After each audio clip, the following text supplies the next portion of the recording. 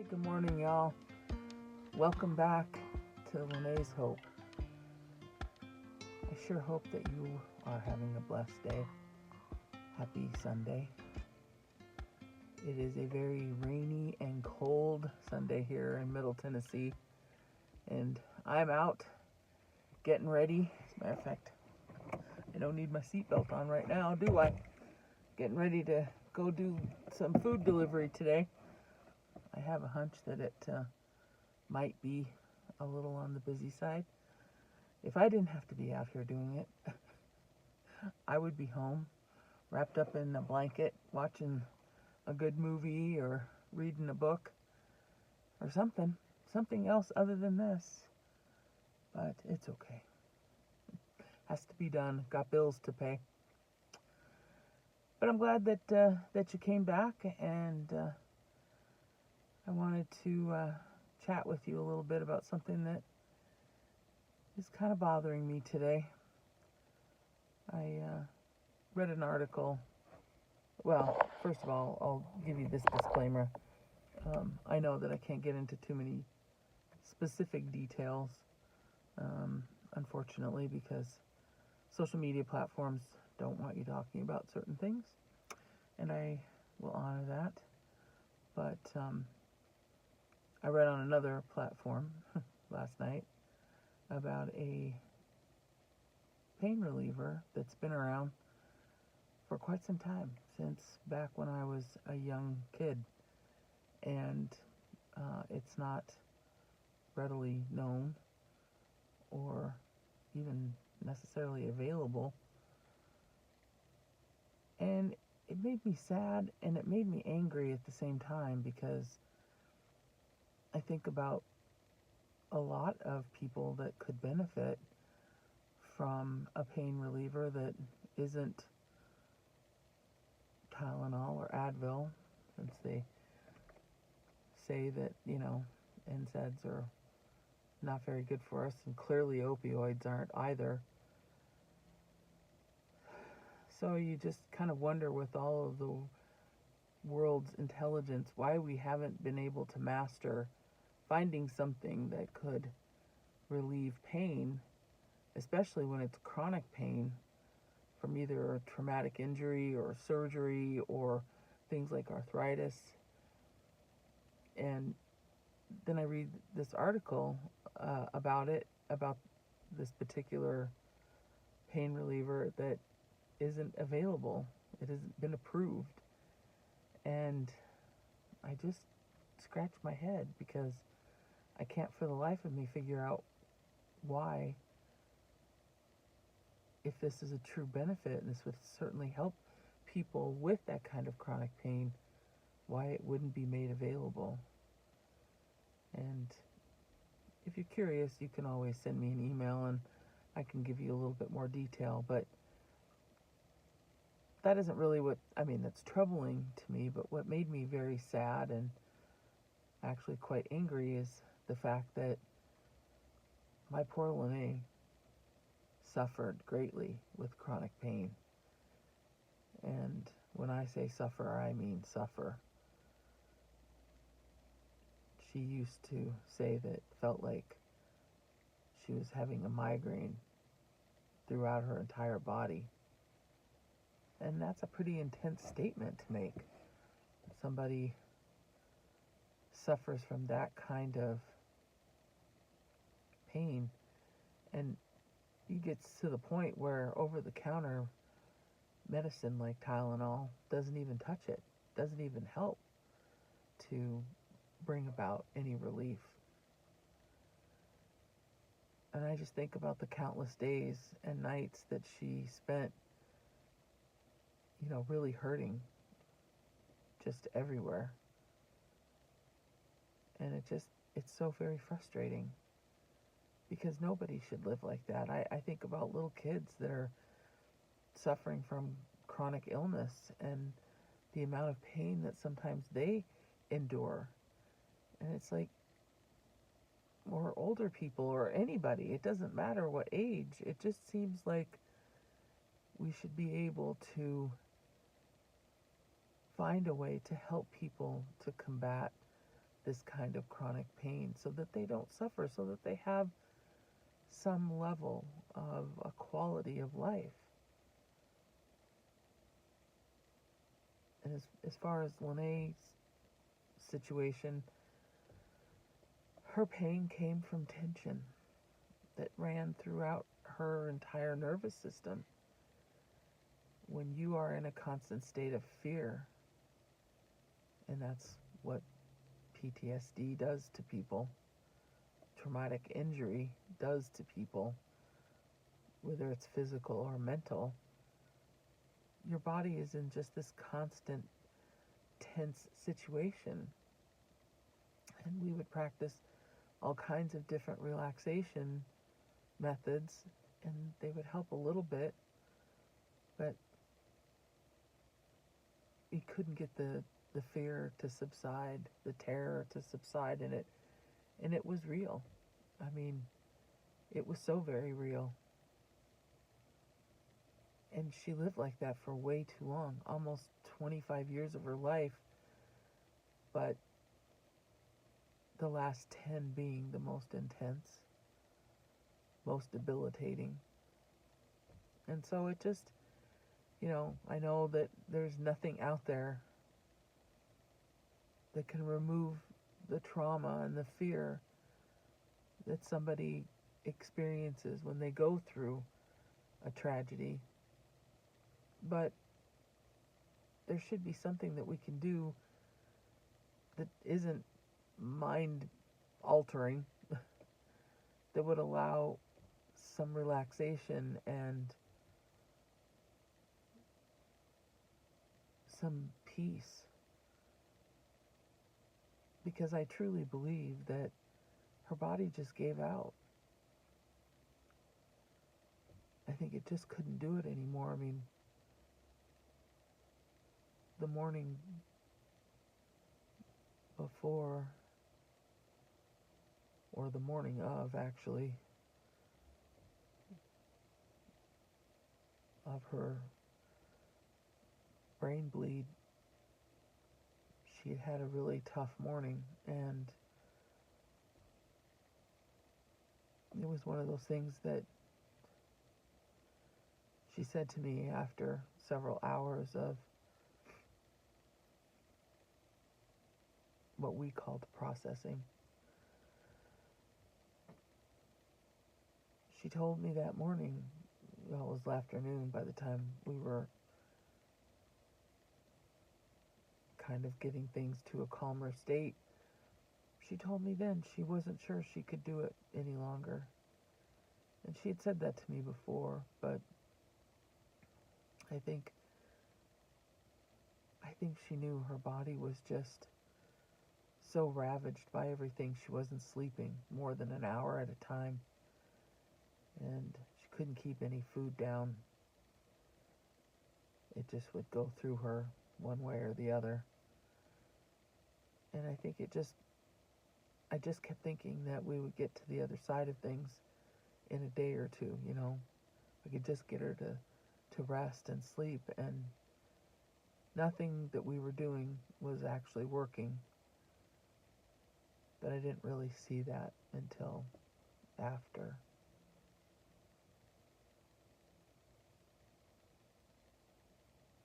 So when she told me that she couldn't do it anymore, I told her that it was okay that she felt like that, because it had been a really hard several weeks, and she was just exhausted and worn out, and I just kept telling her that we were gonna get her to a point where she would feel better, and that it was gonna be okay. We just had to be patient, and that we were gonna get there. I was gonna get her there, and told her to hang on, and she believed me.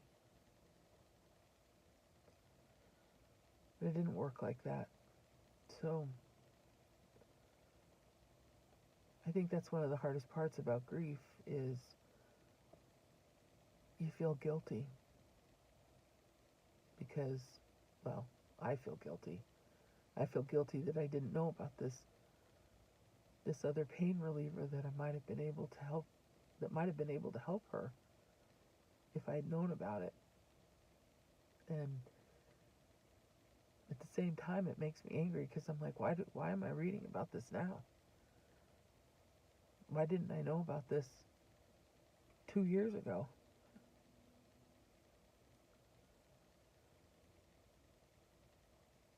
It's just so hard to, I think, look back and see all of the things that transpired, and you just wish you knew what you know now.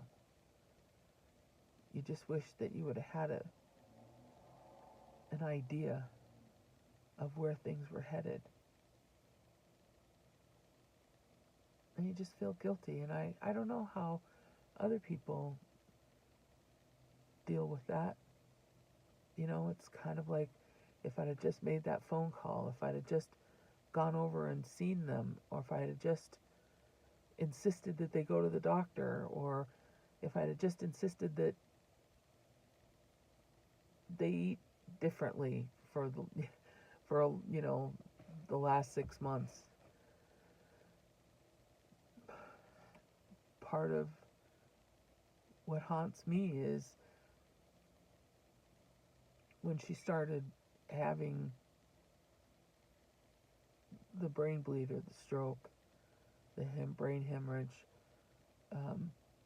I had been asleep, laid down and taken a nap because I was tired and wasn't feeling well. I had a bit of a flu bug, and I was using the restroom and contemplating whether or not I was going to go lay down again.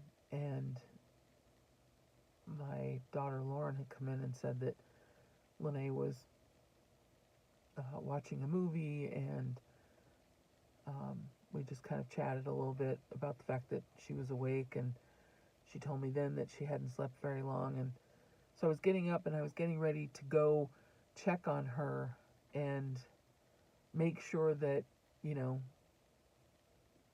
she was okay, or as okay as she could be, and was there something that I could do for her. And I kind of zoned out, and I was just sitting there. I don't even remember what I was thinking about, but all of a sudden I just heard Lauren yelling for me that something was wrong with LaNay.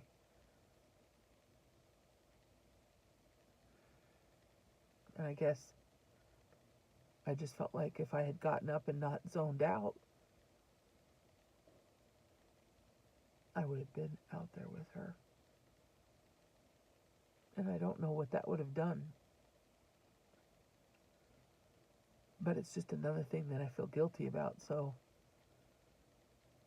and there are other various things that bring about that guilt, like,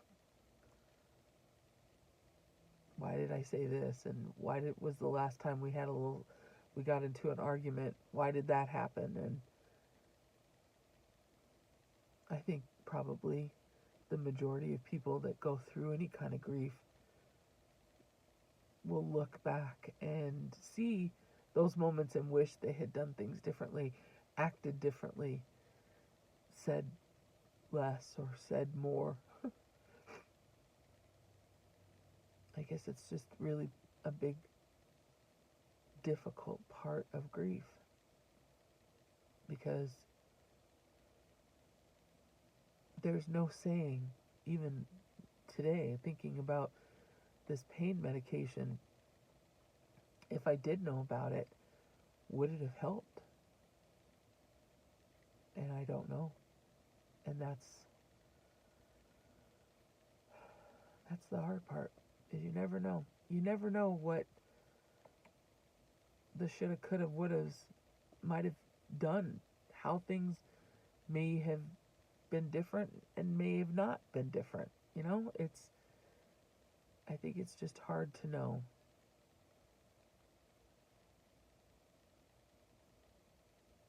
But I think for me anyway,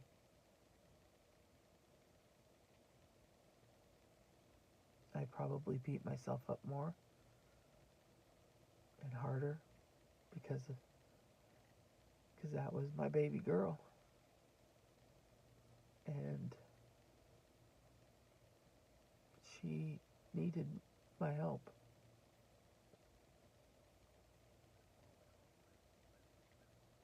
And I think sometimes as a mom, you feel like, or at least I felt that way, I needed to know everything to make sure my kids were safe and sound and that they were healthy and happy and taken care of with the very best. That was always the intention. That was always my goal. So it feels like a failure. And I know that's probably a little harsh. But I really can't help but feel that way. And I can't, and I don't blame myself for not knowing about some pain reliever that was not introduced into the marketplace as a potentially safer and more effective pain reliever. I can't control that at all, but you just wish, I guess, just wish that I knew about it so that I could have gotten her somehow. There's places that you can get it, but it's just made me kind of sad, and maybe the weather being dreary hasn't helped either. That and the prospects of going out and delivering some food today while it's raining and or snowing. It's supposed to get down into the low 30s, high 20s tonight, so some of this is going to freeze over. Unfortunately, I won't have to go to work tomorrow, so that's helpful. Something to be excited about. Anyway, let me know what you think about feeling guilty if you've experienced it, or if you've gone through something similar where you wish you would have done things differently, or you wish you'd known something, beforehand that might have come to, to the surface or emerged after the fact. Like I said, I know logically that there's no way to know if this would necessarily have changed anything or made her better. But you just think about how bad somebody suffers, and you just hope that, my hope would have been that it would have been an easier time for her. But now it's too late, and I won't ever know. So,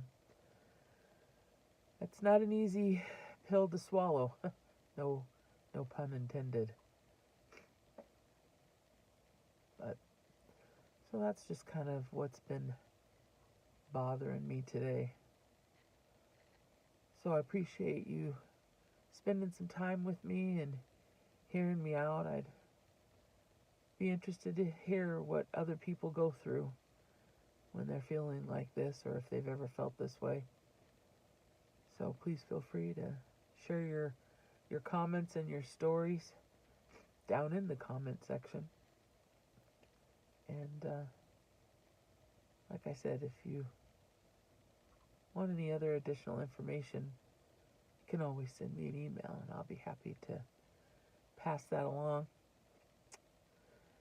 Well, I think it's time for me to get out there and do a little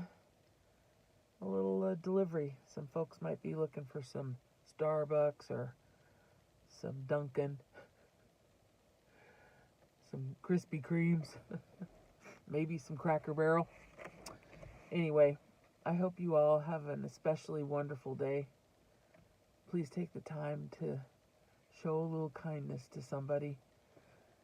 That little smile, that little how are you, holding the door, any little thing that can show somebody a moment of kindness goes such a far way.